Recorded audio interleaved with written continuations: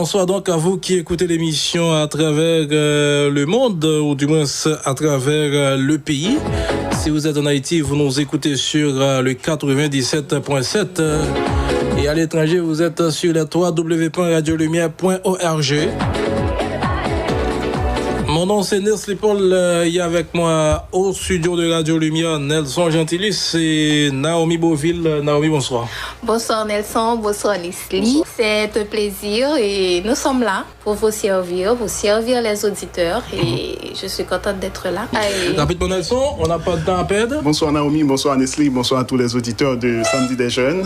Et là c'est un plaisir d'être là ce soir pour la présentation de cette belle émission. Et là, nous allons parler de paléontologie. Des dinosaures, plus précisément des dinosaures avec un invité trié sur le volet. C'est un plaisir d'être là. Voilà, merci. 3h06, mesdames et messieurs, nous sommes très contents encore une fois d'être là ce soir. Question de vous apporter cette émission, l'émission Samedi des Jeunes à l'espace Agora Jeune. On va parler des dinosaures. Les dinosaures, ces fascinants animaux qui ont existé sur notre planète et qui ont disparu il y a plus de 65 millions d'années. Avec notre invité cet après-midi, on va savoir davantage de choses sur ces reptiles géants. Notre invité, comme vous l'avez déjà vu certainement sur les réseaux sociaux, il s'appelle Ronan Alain. Ronan Alain est paléontologue, maître de conférences, auteur notamment de l'histoire des dinosaures. Il est chargé de la conservation des collections de reptiles et d'oiseaux fossiles au Muséum national d'histoire naturelle de Paris. Nous l'avons en ligne, monsieur Ronan Alain. Bonsoir, ou du moins c'est bonjour. Bienvenue sur Radio Lumière, bienvenue à Samedi des Jeunes et bienvenue en Haïti. Bonjour à tous, puisque oui, je crois qu'il est 15h chez vous actuellement.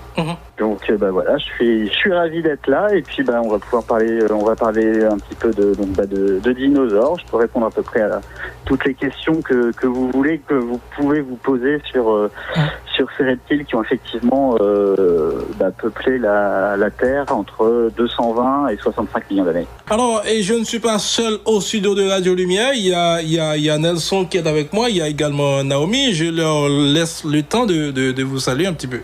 Nelson? Je dis bonsoir à Alain. C'est un plaisir de vous recevoir depuis le studio de Radio Lumière. Bonsoir Alain, contente de vous avoir et merci pour votre disponibilité pour l'émission.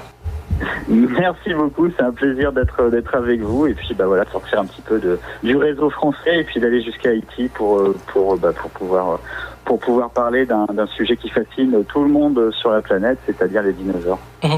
Alors, et la première question que nous voulons vous adresser cet après-midi, monsieur Alain, c'est quelle est la signification du mot dinosaure? Alors, dinosaure, on peut le traduire littéralement. Si vous prenez la racine latine, ça veut dire deinos et sauros, donc ça veut dire terrible lézard, si on prend vraiment une signification littérale. Mais en fait, quand le terme dinosaure a été créé par un naturaliste anglais qui s'appelait Richard Owen, c'était en 1842, donc ça commence à remonter. Et quand Richard Owen a créé le terme, en fait, quand il parlait de terrible, c'était pas dans le sens où l'animal pouvait faire peur, mais c'était plus dans le sens où l'animal était terriblement grand. Parce que déjà à l'époque, on se rendait compte que la première caractéristique des dinosaures, c'est qu'ils étaient beaucoup, beaucoup plus grands que tous les autres reptiles qu'on connaissait. Donc en fait, dinosaure, on pourrait le traduire par lézard terriblement grand.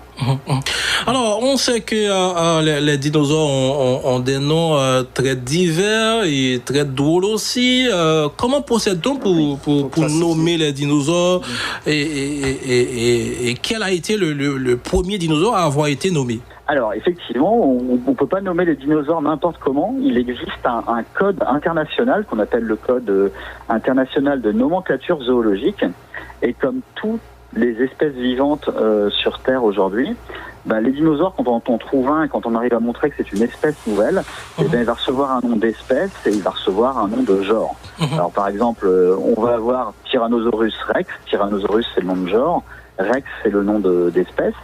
On va avoir des noms après qui vont changer. Alors on connaît plus de 1000 espèces de dinosaures.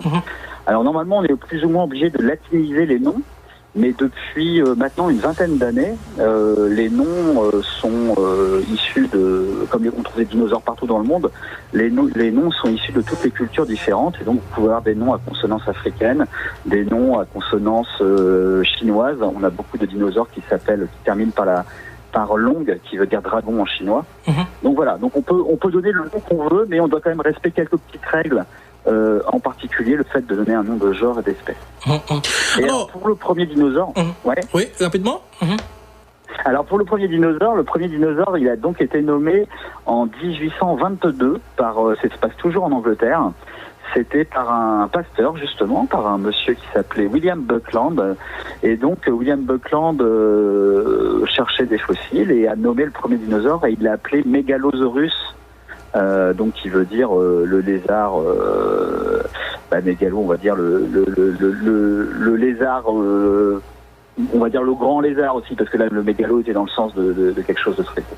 Donc c'était Megalosaurus bucklandi, le premier dinosaure nommé. Alors on sait que les dinosaures ont disparu de notre planète il y a très très longtemps. Je crois que vous viendrez là-dessus. Mais à quand remonte leur apparition sur la planète? Alors voilà, effectivement, tout le monde sait que les dinosaures ont disparu, heureusement pour nous. Alors on sait aussi, on en reparlera probablement tout à l'heure, on sait comment ils ont disparu grâce à une grande extinction de masse. Mais c'est vrai qu'on oublie souvent quand ils sont apparus. Alors ça s'est passé à peu près il y a 240 millions d'années. Et les plus vieux dinosaures qu'on connaît à l'heure actuelle proviennent d'Amérique du Sud. On les a trouvés en particulier du côté de l'Argentine. Et ces premiers dinosaures, ils sont tout petits. On n'est pas encore dans les grands dinosaures. C'est des dinosaures qui font pas plus de 50 à 60 cm de long. Et ces dinosaures, ils apparaissent et ils vivent à côté de tout un tas d'autres grands groupes de reptiles. Il y a beaucoup de reptiles à cette époque-là. Et il y a beaucoup de groupes de reptiles qui aujourd'hui ont disparu. Et en fait, donc les dinosaures doivent faire face à une concurrence assez féroce de ces autres reptiles. Et il y a 200 millions d'années, il va y avoir une extinction de masse qui va en fait plus ou moins liée à l'ouverture de l'Atlantique, et qui va faire que les dinosaures, beaucoup de reptiles, beaucoup de groupes vont disparaître. Et suite à cette extinction de masse, comme beaucoup de groupes ont disparu, et ben il va y avoir des écosystèmes complets sur la planète qui sont laissés libres. Et là, les dinosaures vont pouvoir se répandre un petit peu partout sur la planète. Et c'est là qu'on va voir les dinosaures qui vont commencer à se diversifier. Et c'est là qu'on va voir les dinosaures qui vont commencer à grandir en taille pour atteindre les tailles gigantesques qu'on leur connaît après au Jurassique. Donc voilà, c'est 240 millions d'années, c'est le Trias et c'est les premiers dinosaures. Et ils ont régné pendant plus de 160 millions d'années sur la Terre. C'est exactement ça. Pendant plus de 160 millions d'années, tous les grands reptiles sur les continents, ce sont des dinosaures. Alors après, il faut faire attention parce que tout le monde pense que les autres reptiles qui vivaient à l'époque des dinosaures, vous savez qu'il y avait des grands reptiles volants comme le ptérodactyle ou le ptéranodon, on pense souvent que ce sont des dinosaures volants, mais en fait c'est un groupe à part. Ce ne sont pas des dinosaures, c'est un autre groupe de reptiles qu'on appelle les ptérosaures. Ils vivent à l'époque des dinosaures, mais ce ne sont pas des dinosaures. Et de la même façon, vous avez aussi ces grands reptiles marins. Pas mal de gens ont peut-être entendu parler des plésiosaures, des ichthyosaures ou des mosasaures. Ces animaux sont des groupes très différents qui sont plutôt reliés aux serpents, par exemple, pour les mosasaures. Et eux n'ont rien à voir avec les dinosaures. Donc il y a plusieurs groupes de grands reptiles.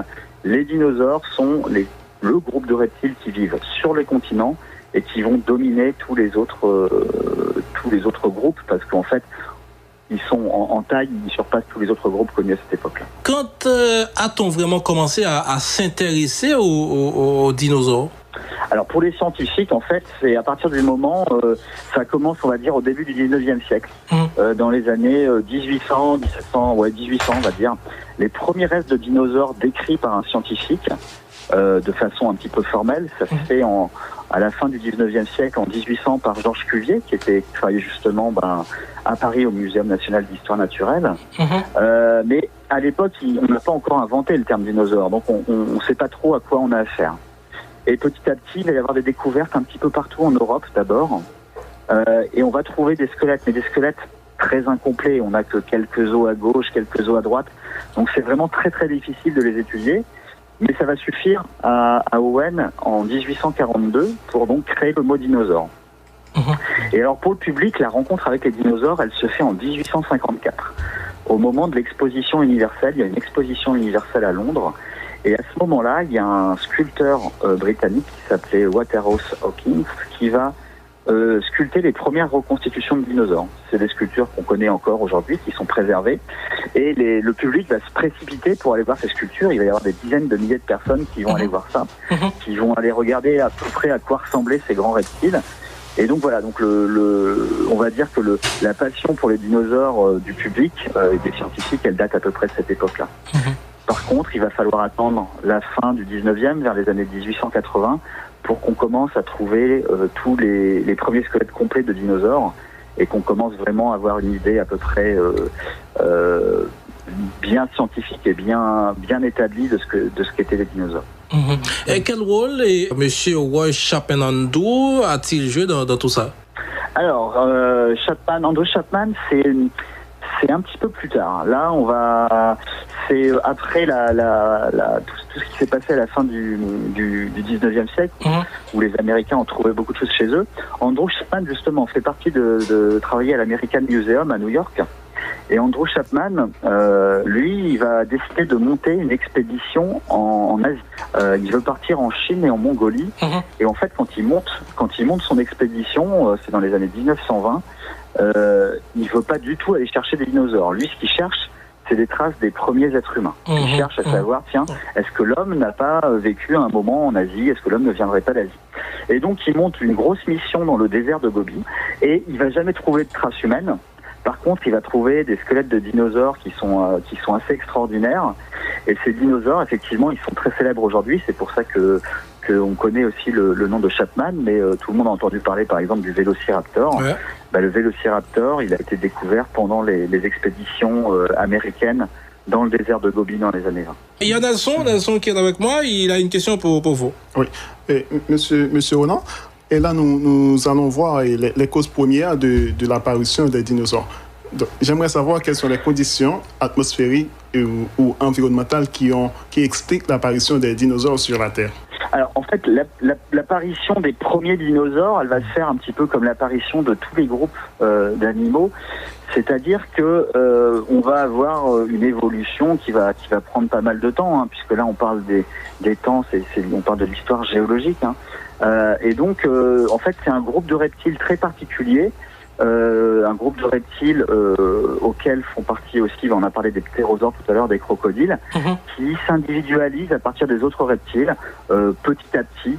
C'est le long processus de l'évolution qui font que, y a un moment, voilà, il y a ce groupe très spécifique de reptiles qu'on appelle les archosaures. Archosaures, ça veut dire les lézards couronnés, les lézards rois. Alors, on les reconnaît facilement, ces archosaures, parce qu'ils ont plein de caractéristiques anatomiques. Par exemple, ils ont une fenêtre dans le crâne qui est en avant de leur bique, ils ont un autre trou qui est bien visible sur le crâne. Donc voilà, on va les reconnaître. Et donc les dinosaures appartiennent à ces archosaures, mais ce que je vous disais tout à l'heure justement, c'est que les dinosaures, au début, ils sont noyés dans une masse de tout un tas de reptiles. Il y a beaucoup d'autres reptiles autour d'eux.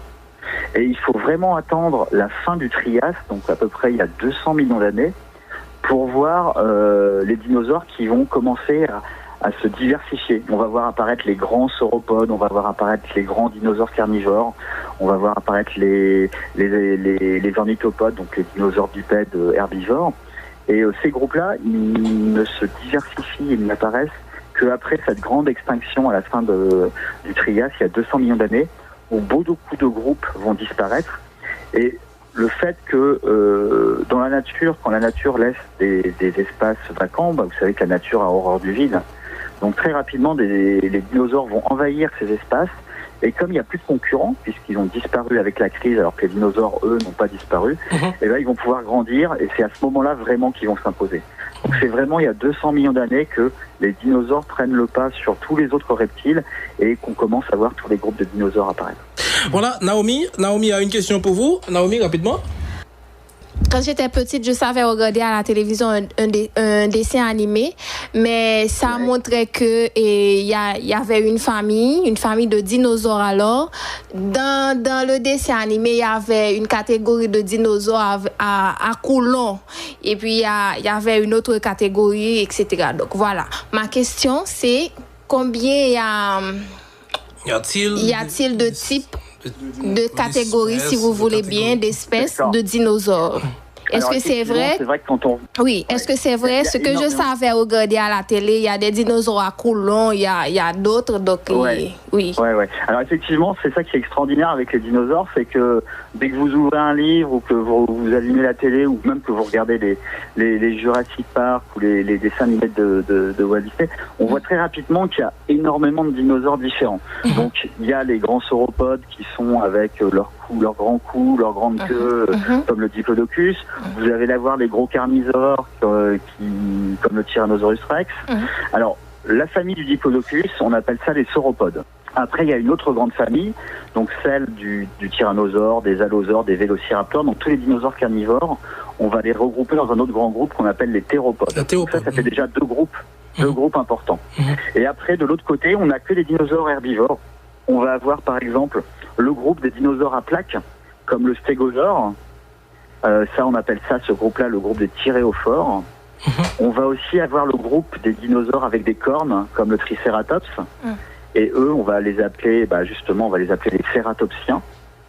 Et enfin, on va avoir aussi un autre très grand groupe qui est celui des dinosaures herbivores, un petit peu avec des becs de canard comme l'iguanodon ou les hadrosaures, et qu'on appelle justement les ornithopodes.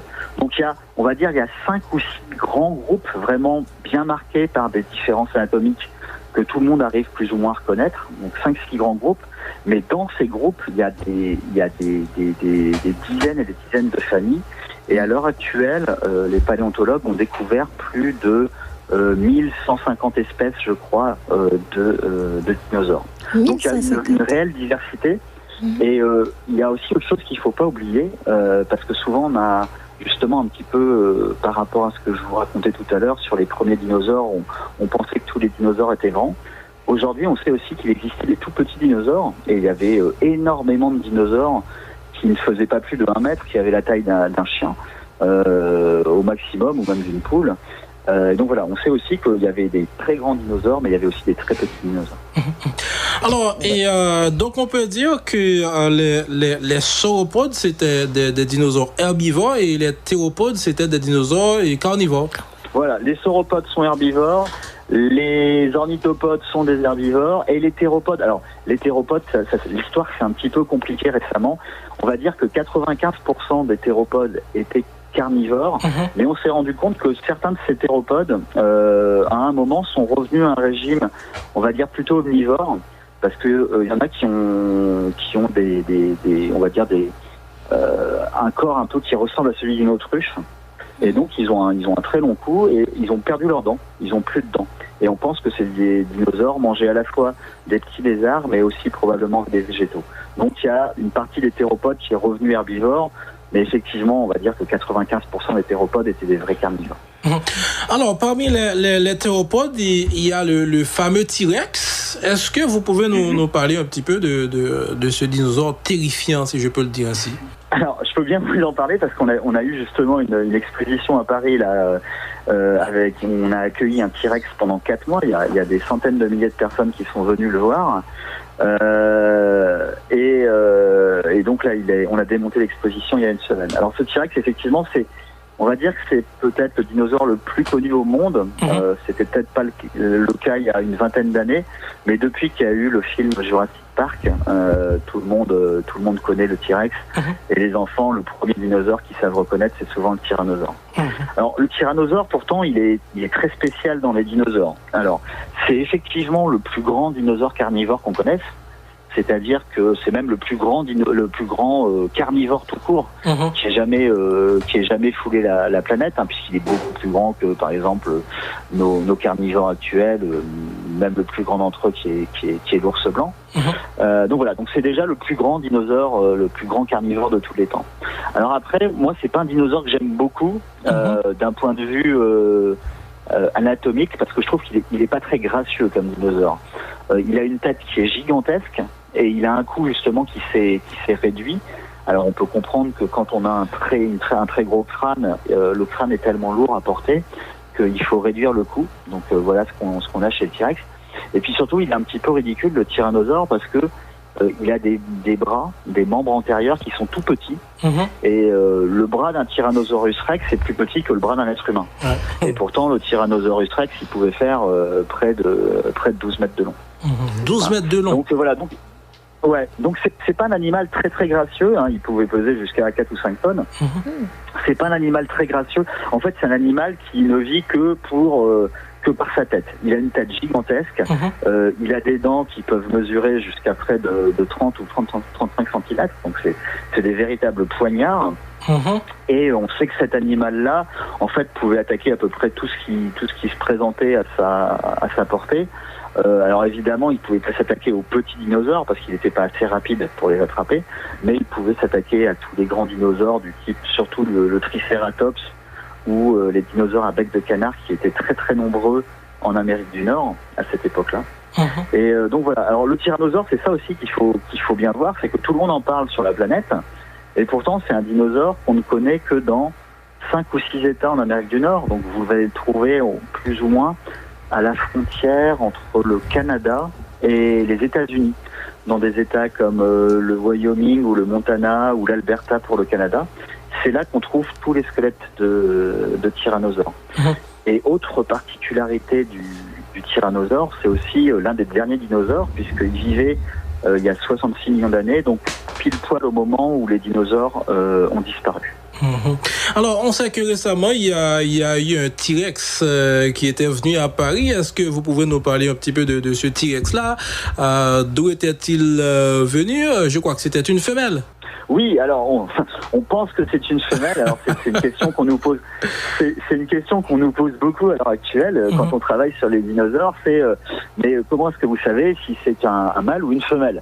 Alors effectivement, quand vous regardez un squelette, c'est beaucoup plus difficile que quand vous avez affaire à des mammifères où on arrive facilement à différencier mâle et femelle. Mais pour les reptiles, c'est beaucoup plus compliqué. Alors pourquoi est-ce qu'on pense que Trix était une femelle? Alors en fait, on a quand même remarqué en regardant tous les squelettes de tyrannosaures qu'on connaît, il y en a une douzaine à l'heure actuelle, on a remarqué que pour une taille égale, certains avaient des os qui étaient plus massifs que d'autres. Et donc on s'est dit, mais pourquoi est-ce que par exemple ce spécimen-là a un fémur qui est plus gros, plus épais, plus massif que son voisin alors qu'ils ont la même taille? Et en fait ça on le connaît très bien chez les animaux actuels, en particulier chez les oiseaux. Et on sait qu'on a ce qu'on appelle un dimorphisme sexuel, donc une différence entre mâle et femelle. Et on pense que les femelles étaient plus robustes que les mâles, parce que les femelles dinosaures, comme toutes les reptiles, pondaient des œufs. Et quand on pond des œufs, il faut fabriquer la coquille de l'œuf. Et pour fabriquer la coquille de l'œuf, on utilise les éléments chimiques qui sont présents dans les os. On va utiliser le calcium qui est présent dans les os. Et donc, les femelles, de fait, comme elles ont besoin de plus de calcium, avaient probablement des fémurs beaucoup plus grands. Voilà. Donc c'est pour ça, on a regardé Trix, le spécimen qui est venu à Paris. Quand on a regardé Trix et qu'on l'a comparé avec les autres tyrannosaures qu'on connaît, on s'est rendu compte que Trix avait effectivement des fémurs assez massifs et assez robustes. Et donc, on a émis l'hypothèse que ça pouvait être une femelle. Voilà. Donc, voilà. Alors, pour le Diplodocus, qu'est-ce qu'on doit retenir sur ce dinosaure? Alors, le Diplodocus, c'est en France et dans beaucoup de pays, en fait. Je pense surtout en Europe. C'est peut-être le dinosaure, en fait, le plus emblématique. Je vous disais tout à l'heure que tout le monde parle du Tyrannosaurus. Mais je pense qu'en Europe, pendant très longtemps, le dinosaure le plus connu, c'était le Diplodocus. Alors, pourquoi c'est le plus connu? Parce que quand on a trouvé le premier squelette de Diplodocus complet, c'était pareil, c'était vers 1902, je crois, 1900-1902. On a trouvé donc ce squelette complet avec un animal qui faisait plus de 30 mètres de long. Tous les os étaient là. Et il se trouve que les fouilles à cette époque-là ont été financées par un philanthrope américain qui était avant un grand industriel qui avait travaillé sur l'acier, qui s'appelait Monsieur Carnegie. Et Monsieur Carnegie, il a laissé tout un tas de musées aux États-Unis. Il a aussi laissé des salles de spectacle comme le Carnegie Hall. Et le Carnegie Museum aux États-Unis donc a eu le premier squelette de Diplodocus complet. Et Carnegie était tellement émerveillé par son squelette de Diplodocus qu'il a dit c'est pas possible, on peut pas garder une telle découverte pour nous, il faut que tout le monde en profite. Et donc il a fait mouler le squelette complet du Diplodocus et il a envoyé sur ses deniers propres, il a envoyé ces squelettes de Diplodocus dans beaucoup de musées. Alors vous allez retrouver le squelette du Diplodocus à Paris au Muséum, vous allez le retrouver à Londres, vous allez le retrouver à Madrid, vous allez le retrouver à Munich, à Vienne, à Bologne. Vous allez le retrouver aussi en Argentine, à La Plata. Et donc voilà, il a voyagé un petit peu partout et c'est pendant très longtemps le dinosaure le plus célèbre. Alors le Diplodocus, il est assez extraordinaire parce que c'est pas le plus gros sauropode, mais il a une queue qui est gigantesque, une queue qui se termine par une espèce de fouet. Et puis il a surtout un cou aussi qui est démesuré, avec au bout de ce cou un crâne de taille relativement petite, c'est vraiment même très très petit. Et en fait on comprend là aussi, c'est ce que je disais tout à l'heure pour le tyrannosaure, on comprend que le Diplodocus ne pouvait pas avoir un gros crâne, parce que le cou est tellement grand, le cou fait plus de 4 mètres de long. S'il y avait un gros crâne au bout, le cou ne pourrait pas supporter le poids du crâne. Donc il y a chez les sauropodes, et en particulier chez le Diplodocus, il y a un allègement du crâne, un allègement du squelette, et donc on va avoir une toute petite tête. Et le Diplodocus, quand vous regardez sa tête et que vous regardez ses dents, il a des toutes petites dents qui ressemblent un petit peu à des crayons, et les dents ne sont présentes qu'à l'avant de la bouche. Il n'y a pas de dents à l'arrière. Et donc on sait que le Diplodocus ne mâchait pas sa nourriture. Le Diplodocus, il se servait de ses dents comme un râteau. Il ratissait sans doute des centaines de kilos de feuilles tous les jours parce qu'il est tellement grand qu'il a besoin de se nourrir. Mais par contre, à la différence, par exemple, de nos grands mammifères comme les éléphants ou les girafes, il perdait pas de temps à mâcher sa nourriture. Il avalait tout cru les végétaux et en fait, les végétaux étaient digérés et étaient broyés dans le corps de l'animal. On pense qu'ils utilisaient, comme les oiseaux actuels, des pierres dans leur estomac. Dans le gésier des oiseaux, on sait qu'il y a des petits cailloux qui permettent de broyer les aliments. On pense que ces cailloux existaient aussi chez les dinosaures et que c'est ce qui leur permettait de broyer leurs aliments. Donc vous voyez, c'est très malin parce qu'en fait, nous, quand on mange, tous les mammifères, je parlais de l'éléphant, mais c'est aussi vrai pour nous, nous, on passe du temps à table et on est obligé de prendre le temps de bien mastiquer, de bien mâcher la nourriture parce que sinon, on ne peut pas la digérer. Alors que le Diplodocus, il n'a pas ce problème-là, il arrache la nourriture et il perd pas de temps à mâcher et c'est comme ça qu'il peut avaler énormément de nourriture tous les jours. Il pouvait atteindre combien de mètres par exemple? Je pense qu'on est à peu près à une trentaine de mètres. Une trentaine de mètres. Le spécimen du muséum à Paris doit être aux alentours de la trentaine de mètres. C'est presque... Donc, c'est gigantesque quoi. C'est un gros avion quoi. Oui, c'est ce qu'on dit souvent pour donner une idée aux enfants.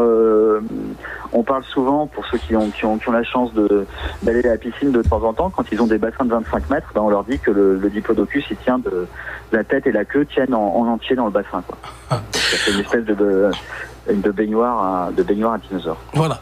3h35, monsieur Alain, on va vous permettre de respirer un petit peu. On va prendre un peu de musique et avec ce titre Au temps des dinosaures, on revient tout de suite. À tout de suite. Voilà, merci à Nicolas Berton, Au temps des dinosaures. Mesdames et messieurs, il fallait pas dormir dehors.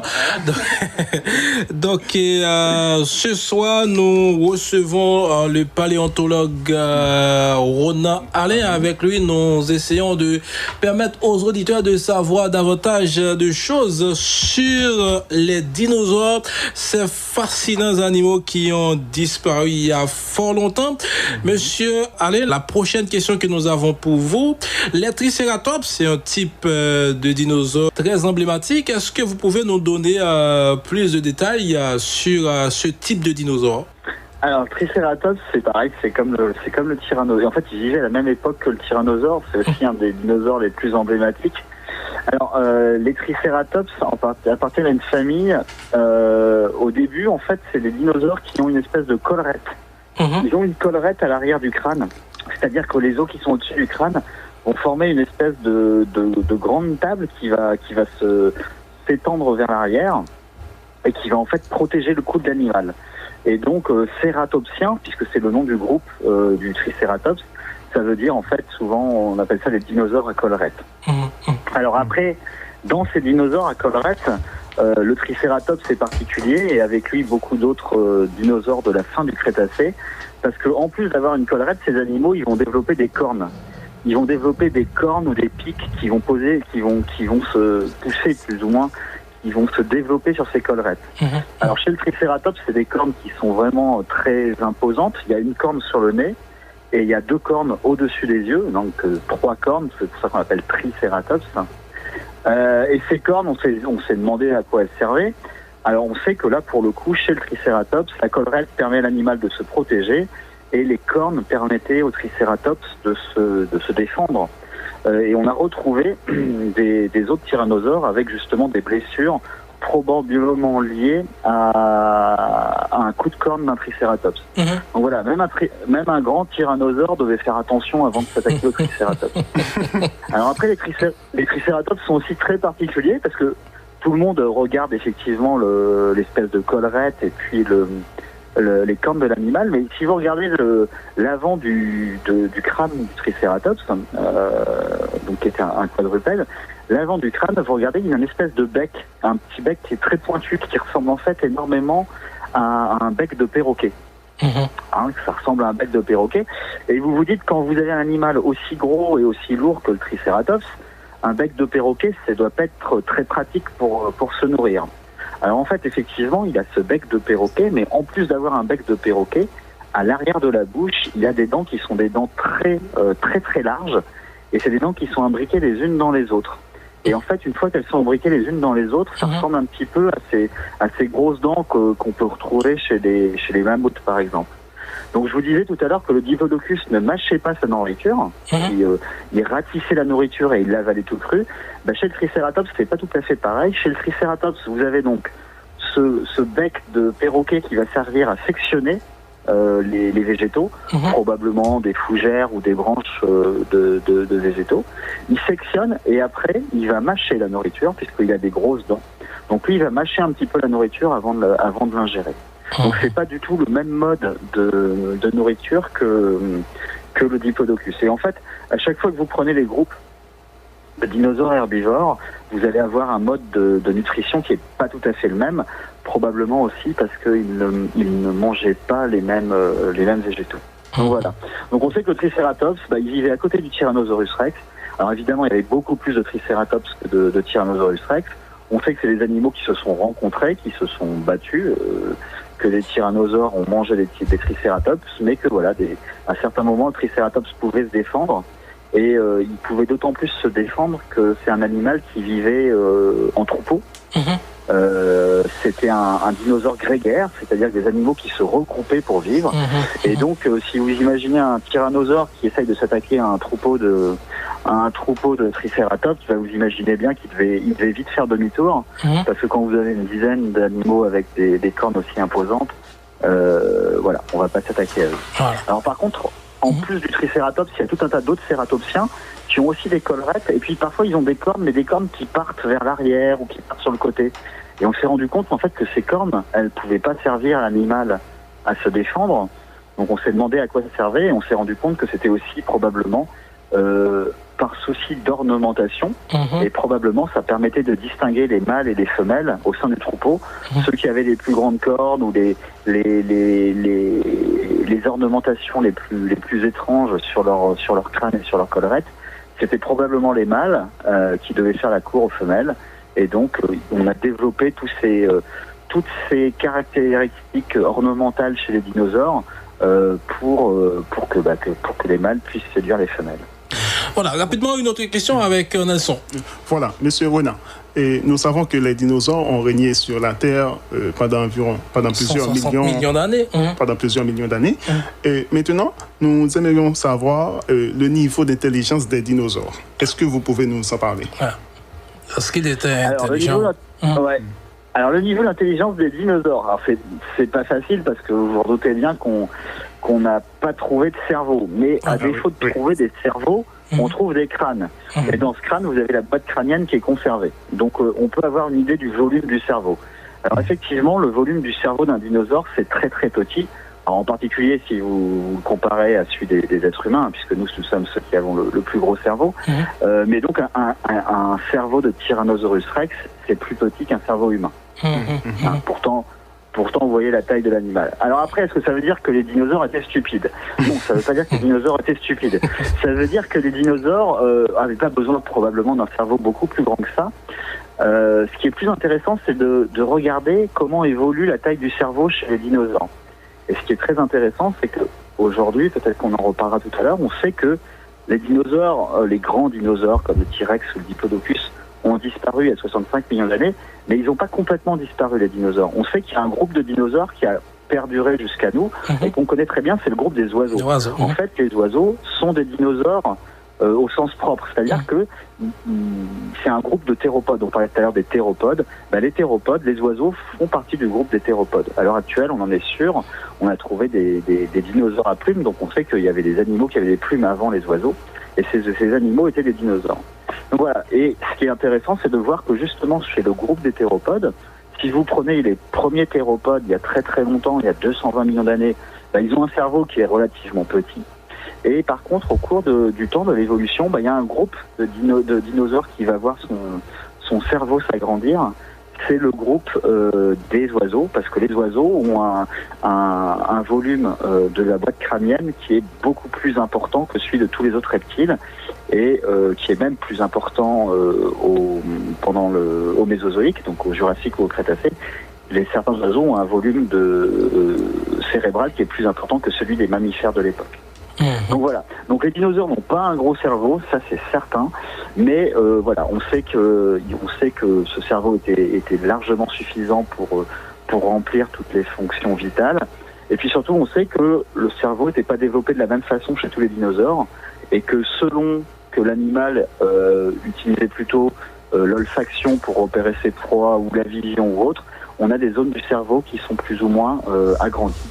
Donc ça, c'est quelque chose qui est en plein boom, j'ai envie de vous dire, aujourd'hui quand on étudie les dinosaures, parce que vous savez que depuis quelques années, on peut maintenant, dans les universités, on peut utiliser les CT-scans. Les CT-scans qui servent souvent dans le domaine médical pour diagnostiquer certaines maladies. Maintenant, on peut passer nos fossiles dans ces CT-scans et on peut reconnaître, on peut reconstituer et reconstruire les boîtes crâniennes et plus ou moins la forme du cerveau des dinosaures, et donc savoir à peu près ce qu'ils pouvaient faire ou ce qu'ils ne pouvaient pas faire.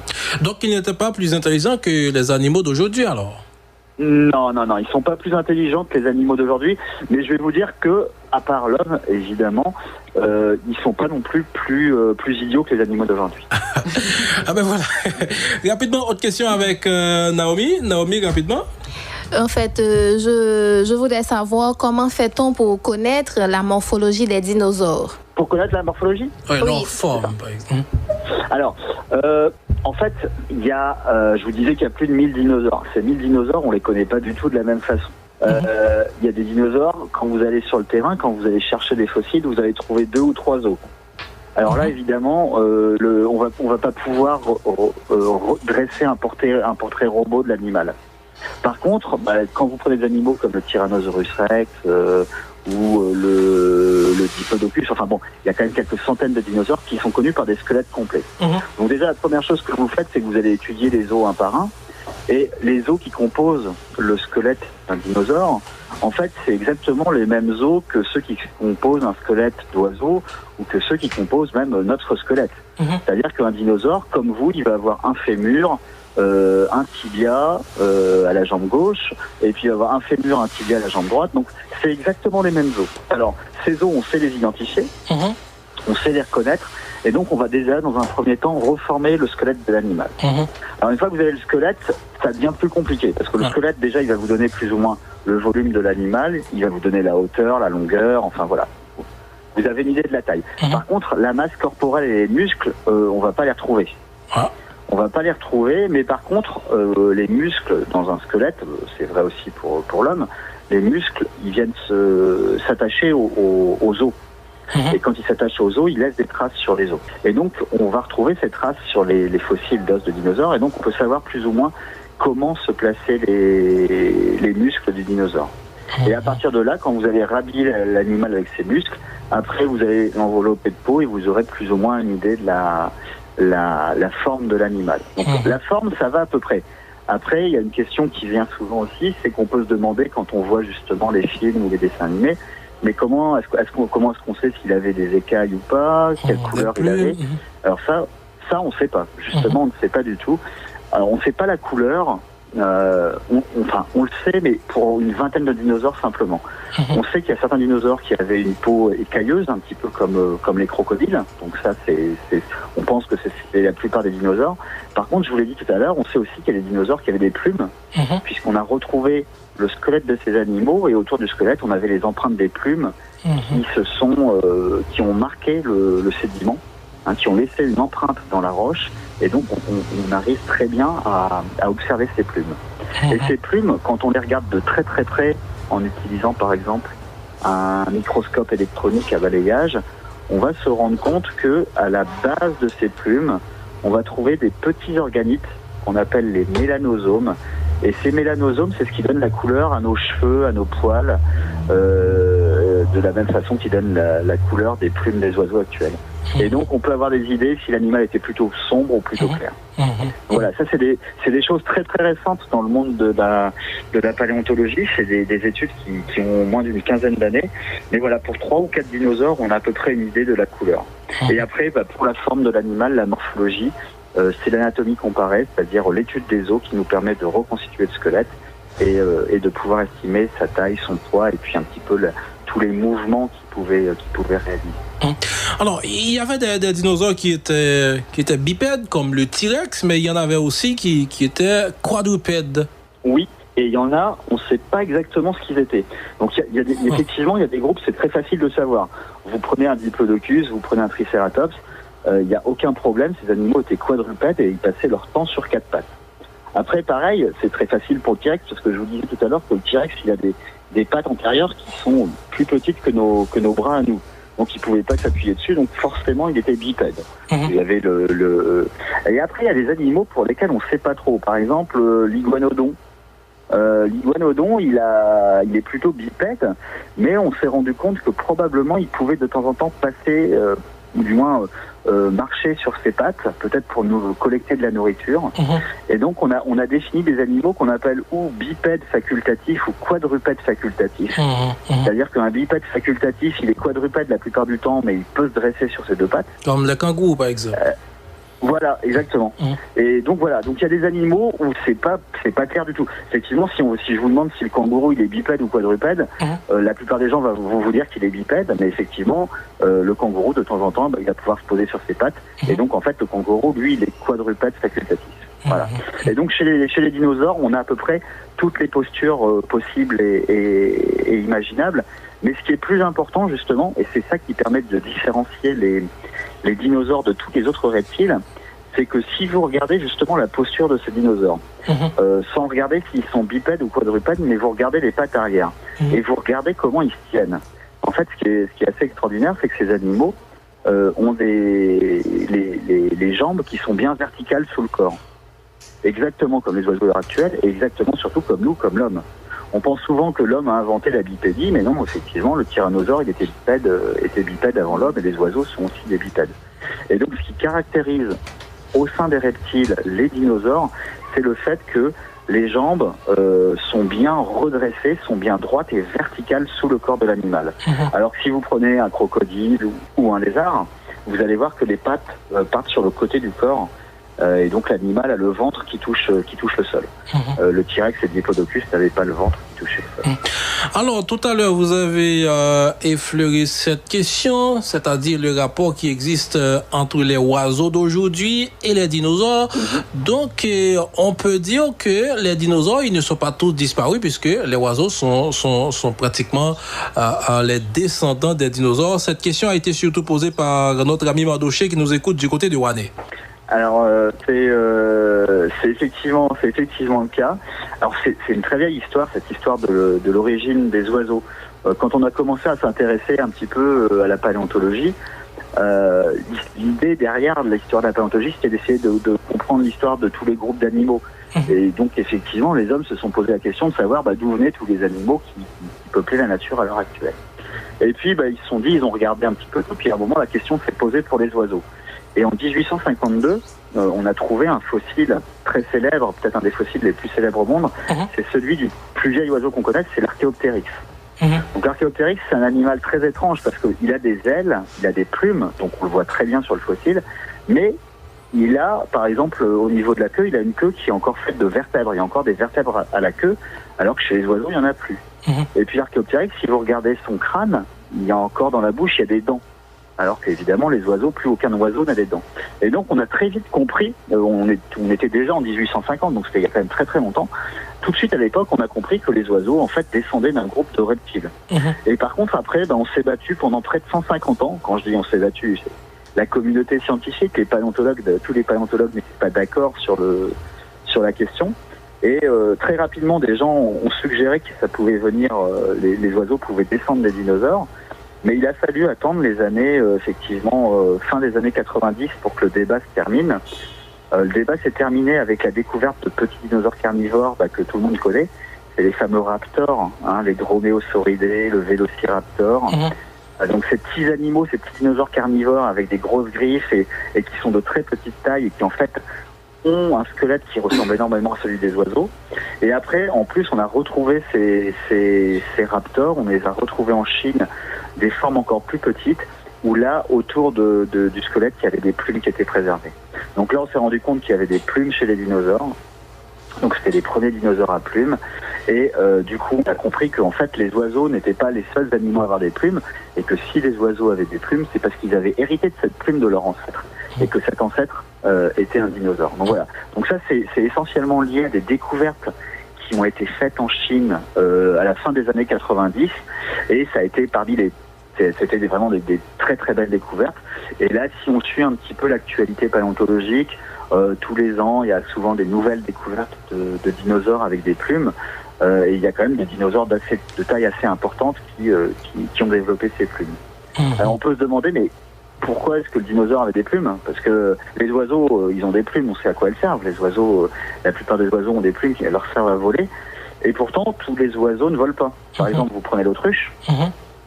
L'autruche, elle a des grandes plumes, mais c'est pas les mêmes plumes, par exemple, que les oiseaux qu'on a l'habitude de voir voler, que ce soit le pigeon, le moineau ou le colibri. Chez les autruches, la plume ne permet pas de voler. Par contre, elle sert à plein d'autres choses, la plume. Elle sert déjà à différencier les mâles et les femelles.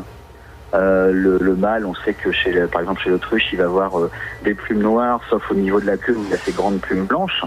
Donc il va faire la cour aux femelles. Et par contre, la femelle, elle a des plumes plutôt marron et elle est assez uniforme, la femelle.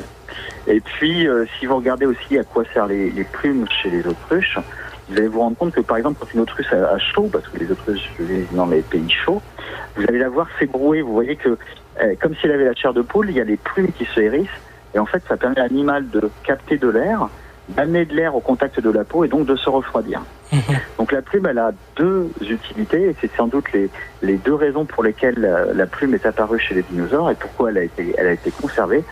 Ça servait probablement de ce qu'on appelle le caractère sexuel secondaire pour reconnaître les mâles et les femelles. Et ça servait aussi probablement pour réguler la température de l'animal. Voilà. Et après, c'est simplement quand les premiers oiseaux sont apparus, eux, ils ont réutilisé cette plume s'est encore transformée et c'est devenu l'instrument qu'on connaît, l'instrument de vol qu'on connaît chez les oiseaux actuels, parce que les oiseaux actuels, s'ils n'avaient pas de plume, ils ne pourraient pas voler. Donc, on peut dire, en résumé, que tous les dinosaures ne sont pas disparus, et puisque les oiseaux, ils existent encore. Exactement. Donc voilà, quand à chaque fois on parle de la disparition des dinosaures, moi j'encourage souvent maintenant surtout les jeunes générations.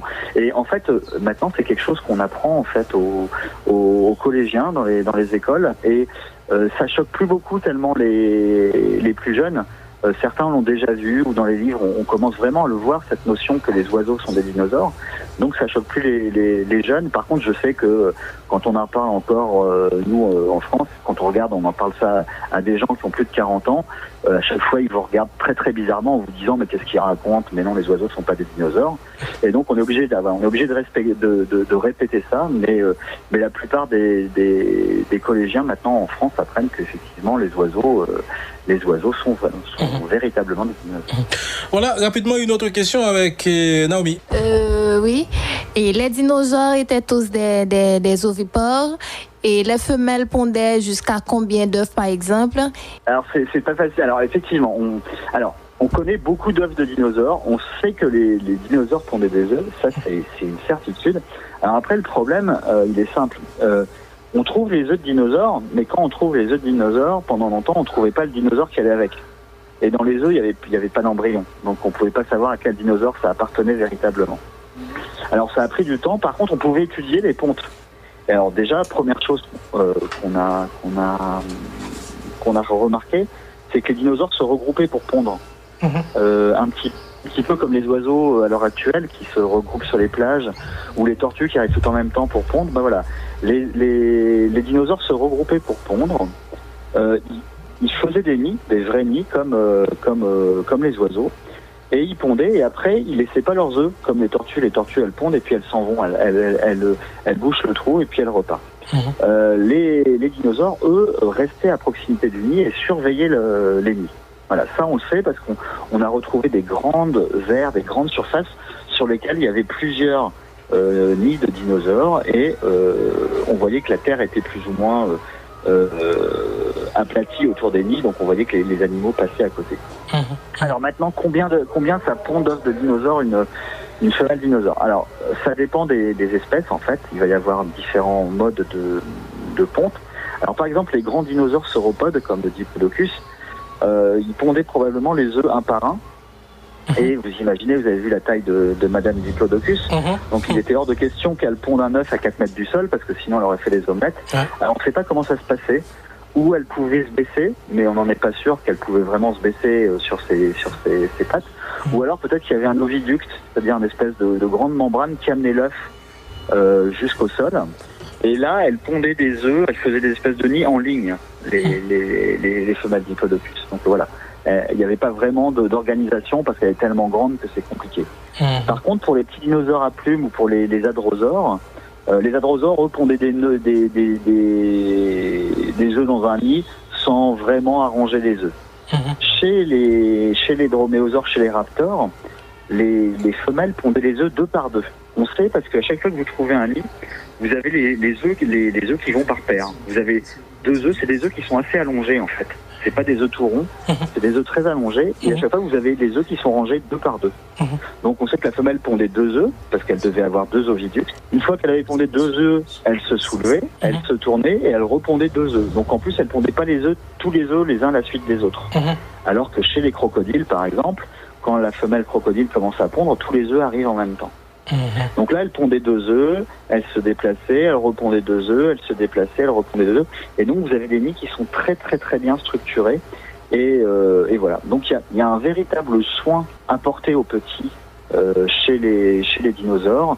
Et les femelles pondent un nombre d'œufs. Alors, pour certains nids, on peut aller, je crois, jusqu'à 16 œufs ou 18 œufs. Quelle pouvait être la grosseur de l'œuf de T-Rex, par exemple, ou du moins de Diplodocus, si vous en avez retrouvé? Évidemment, évidemment, comme vous le dites, ça va dépendre évidemment de la taille de l'animal. Alors, les œufs de T-Rex, on n'est pas sûr, ça devait quand même faire une trentaine de centimètres. Ce qui est le plus important peut-être, c'est de savoir qu'à l'heure actuelle, on a trouvé beaucoup d'œufs de dinosaures, mais qu'on n'a par exemple jamais trouvé un œuf de dinosaure plus grand qu'un œuf d'autruche. C'est-à-dire que même le T-Rex ou le Diplodocus, quand ils pondaient, on a des œufs de sauropodes qui sont vraiment petits, enfin pas très grands. Quand ils pondaient leurs œufs, les œufs étaient plus petits que ceux d'une autruche. Voilà. Donc ça donne une idée à peu près des plus grands œufs de dinosaures. Ils sont inférieurs à ceux d'une autruche.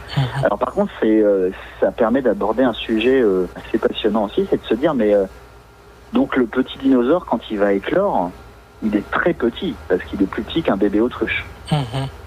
Et donc vous imaginez que par exemple un bébé diplodocus ou un bébé tyrannosaure, à la sortie de l'œuf, il va mesurer une vingtaine de centimètres à tout casser, 20 à 30 centimètres parce qu'il a quand même une grande queue. Il doit peser moins de 2 kilos quand il sort de la coquille. Et quelques années plus tard, ça va être un animal qui va faire une vingtaine de mètres de long et qui va qui peser plusieurs dizaines de tonnes.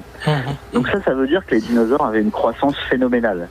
En fait, ils grossissaient beaucoup plus vite que nous parce qu'ils avaient sans doute un métabolisme différent du nôtre. C'est-à-dire que nous, en tant que mammifères, les humains comme les éléphants, on peut pas grandir ou grossir trop, on peut pas avoir des animaux de trop grosse taille parce qu'on n'a pas le temps d'ingérer la nourriture qui va avec cette grande taille.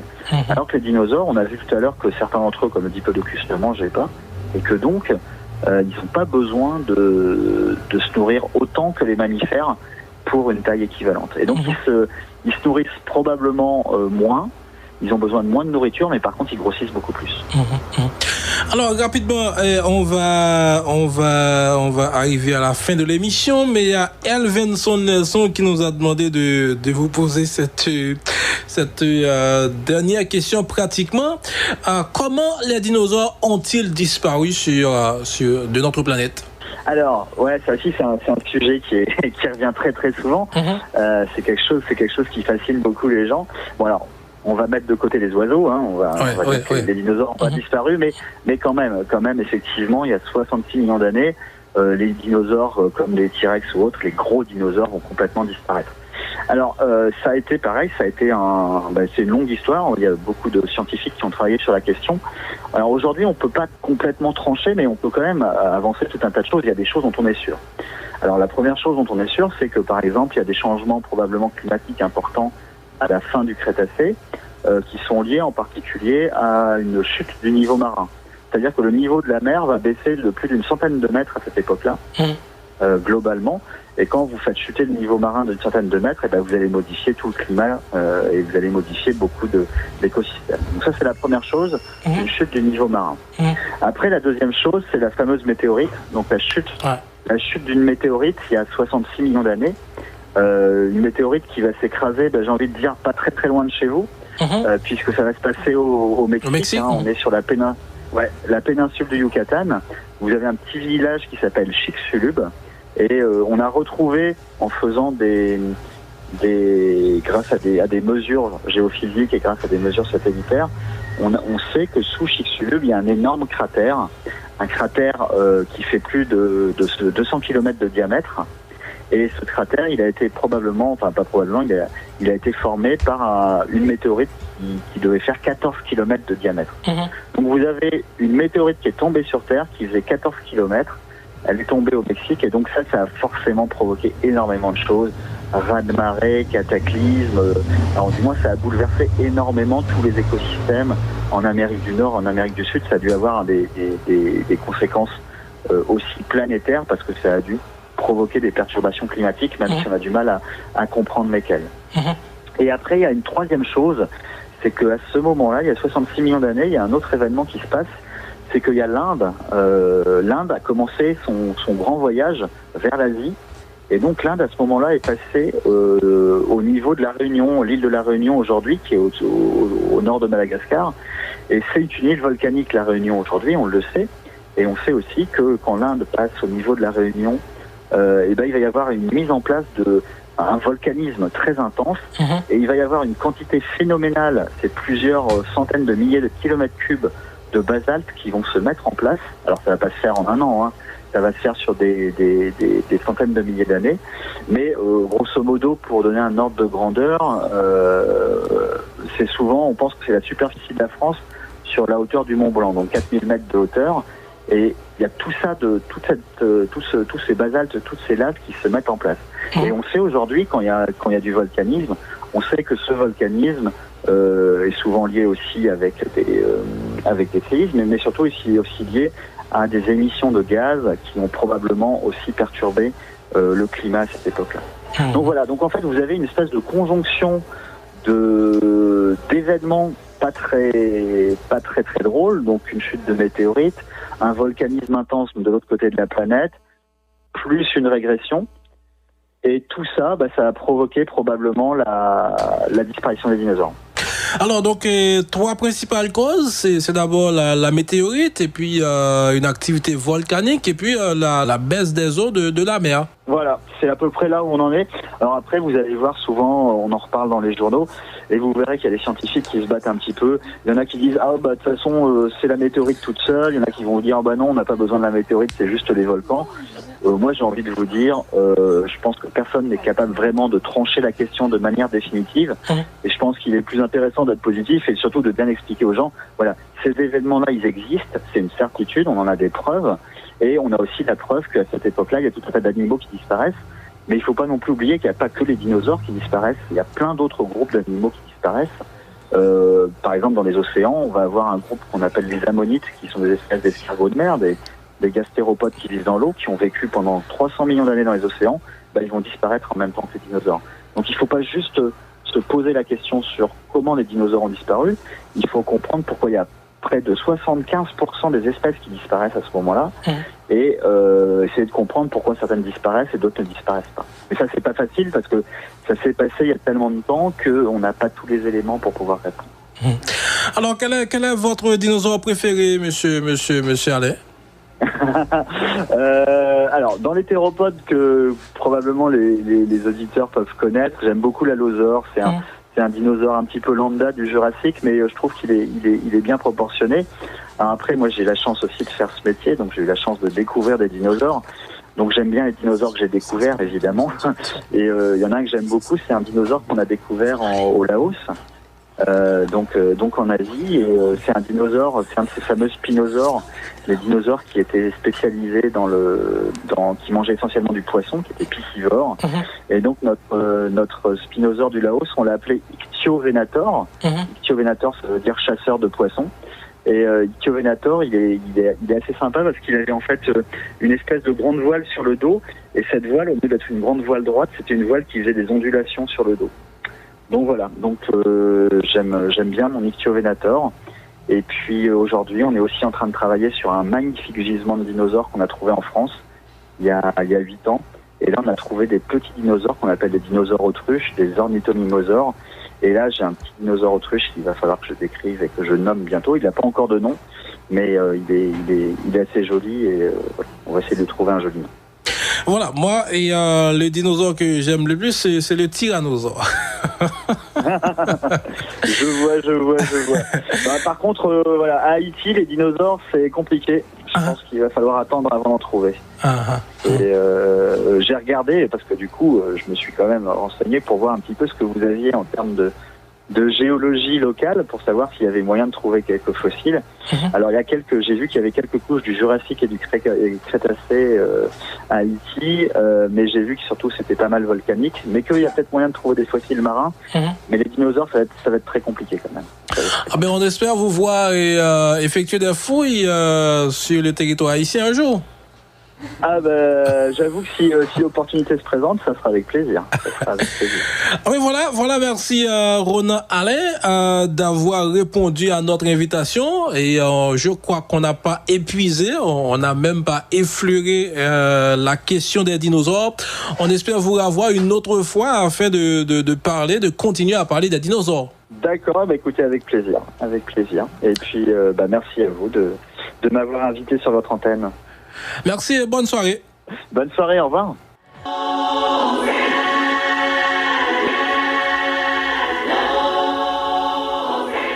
Voilà, 4h15. Donc, j'espère que vous avez été plutôt édifiés sur la question des dinosaures.